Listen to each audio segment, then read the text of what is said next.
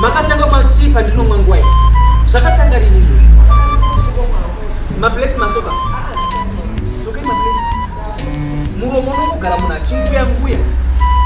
Muromo unogara munhu achinguya nguya. Sorry yenyu munakwana ini. Munakwana.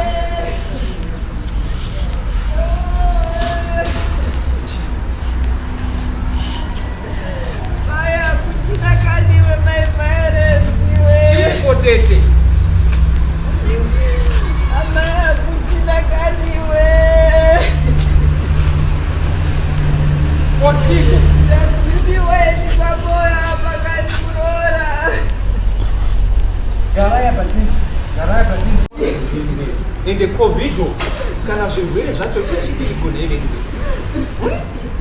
Nasara kuri nazo. Chipa nei kuchema ndione kupedza kucho ndapedza kuti tobana ndachema ndinonzara vedu.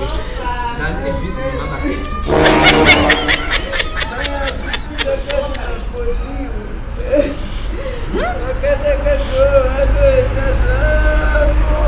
Zvakaoma. Saka ini handina mata ekupfeka bhutsu. Kana zvokuti tingakwira bhazi tichiende kuno kuSouth Africa kuenda Zimbabwe.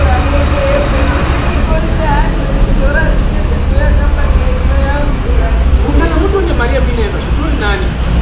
Because maitindo vepamusika apo makatiza kuti kune inonzi shamwari parwendo.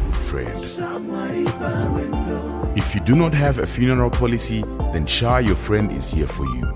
SHA brings you the convenience of all funeral parlors on one platform.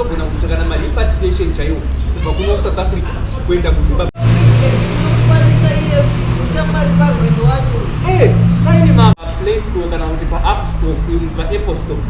Wadownloada woisa mari yaunonga uinayo.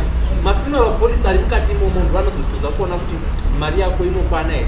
Akawanda haushai. Saka it's like a proposal yandinenge ndichichuza kune mamwe mafuneral parlor anenge ari kuona kuti vanenge vandaapprova ndevanoenderana nemari yandinenge ndakabata. Amai votovigwa kupisha. Saka zvakaoma muvhungu. Saka izvi muchitora ifoni ndisi modownloada kunotora mumasvingo ndehapina funeral policy arimo. Vanokushekera mumasvingo muroora. Amai vakushekera kwamutarawo.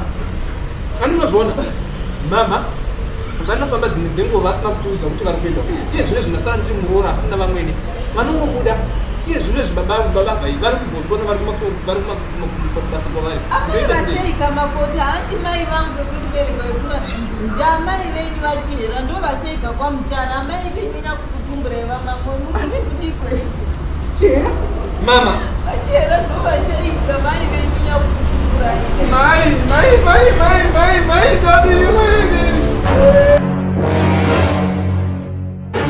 Life is unpredictable. Sometimes things fall according to plan. Sometimes they just don't. That's why you need a good friend. If you do not have a funeral policy, then SHA, your friend, is here for you.